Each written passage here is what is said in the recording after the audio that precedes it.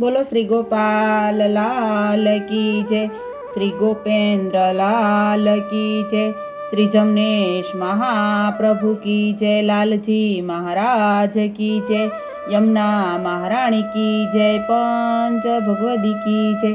આજે હું પુષ્ટિ સહિતા ખંડ 1 માંથી 11મો પ્રસંગ વાંચું છું। જન્મોત્સવનો પર ડોસા, તું ઠાકરજી સારું કંઈક નૂતન સામગ્રી લાવ્યો હો તો વાત કર। ઠાકોરજીના જન્મોત્સવમાં નૂતન વાઘા વસ્ત્ર ધરવાના છે, તેની તૈયારી કરવી છે। ડોસાભાઈએ કહ્યું, પાંચાભાઈ, ઠાકરજીને નૂતન વાઘા ધરવા માટે ગજની અતલસ લાલ રંગની લાવ્યો છું।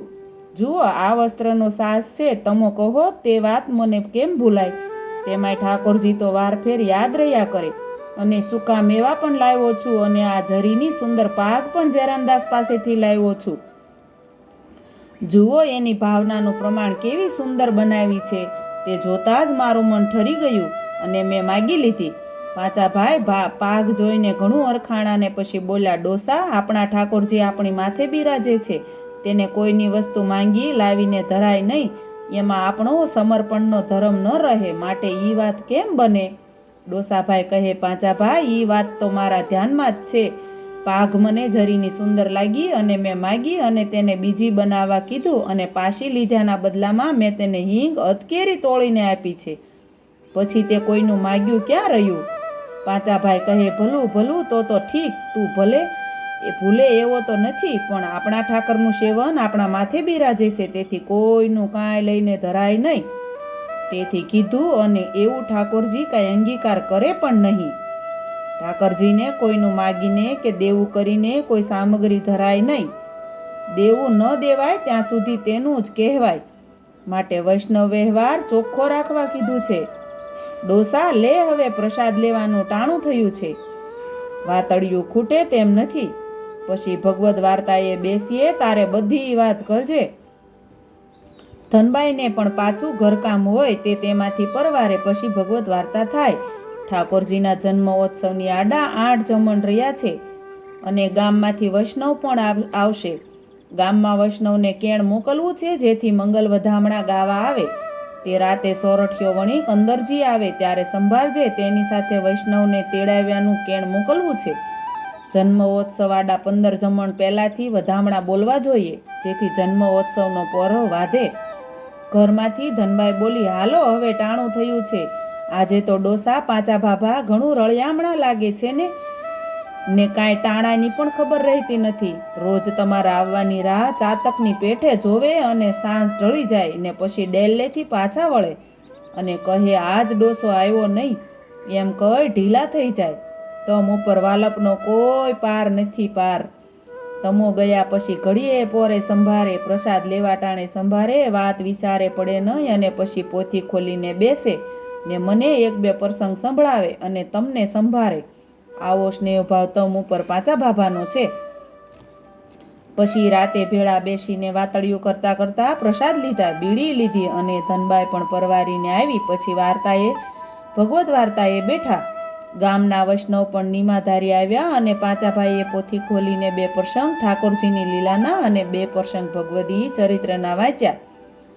પછી બિહાક કીધો, પછી પ્રસાદ વાંટ્યો। પછી પાંચા ભાભાએ અંદરજી સોરઠિયાને કીધું કે કાલે વૈષ્ણવને જાણ કરજે કે જન્મોત્સવ આડા 8 જમણ રહ્યા છે, તો વહેલા આવેલા માગલિક વધામણા ગાવા અને જન્મોત્સવનો પોર બધાને વાધે। આ ફેરા થોડું મોડું થયું છે, ડોસાની રાહ હતી, માટે કાલે અચૂક આ કાજ કરજે। અંદરજી સોરઠિયો બોલ્યો, ભલું ભલું પાંચાભાઈ, તમે ચોક પાડ્યો, મને પણ એમ થાતું હતું કે પાંચાભાઈ કેમ કાંઈ કહેતા નથી, પણ ડોસાભાઈની રાહ હતી તે વાત જાણ્યામાં આવી। ભલે કાલે વૈષ્ણવમાં ફરી લઈશ અને વાત કરી આવીશ। ઠાકરજીના જન્મોત્સવનો ઉત્સાહ તો હોય જ ને, આપણા ઠાકર સમાન તો બીજો કોઈ ઠાકર આ ભૂતળમાં નથી। જન્મોત્સવનો પોર તો જનમાં ને ઘર ઘરમાં થાય અને માંગલિક વધામણા ગવાય, તોય ઉત્સવ મનાવ્યો કહેવાય। પાંચાભાઈ, આ બધું તો તમારા સંગે જાણમાં આવ્યું છે, તે કેમ ભૂલાય? વૈષ્ણવ ઉપર તમારો પ્રેમ ભાવ અથાહ છે, અને પછી તમારું કેણ હોય પછી શું બાકી રહે?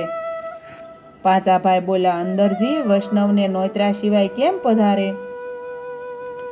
નોતરવા તો જોઈને આપમેળે પધારે ઈ તો એની વડાઈ કહેવાય, પણ આપણે આંગણે તેડવા છે તો આપણે પધારવાનું કેણ તો મોકલવું જ જોઈએ. આ માર્ગની રીત છે અને વૈષ્ણવનો વ્યવહાર તો આને કહેવાય.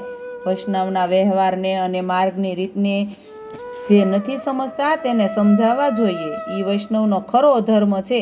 અરસપરસની ભીડમાં ભીડાય તો વૈષ્ણવ ચલાયમાન ન થાય, તેને પોતાના ઠાકરનો ભર ઉપજે.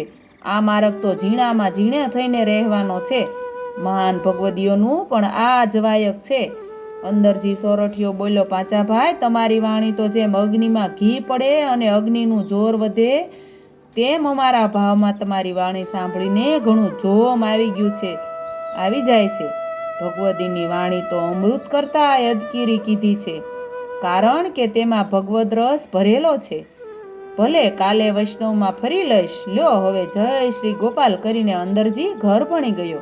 બોલો શ્રી ગોપાલ લાલ કી જય. વૈષ્ણવો કાંઈક વાંચવામાં ભૂલચૂક થઈ હોય તો મને ક્ષમા કરજો. જય શ્રી ગોપાલ.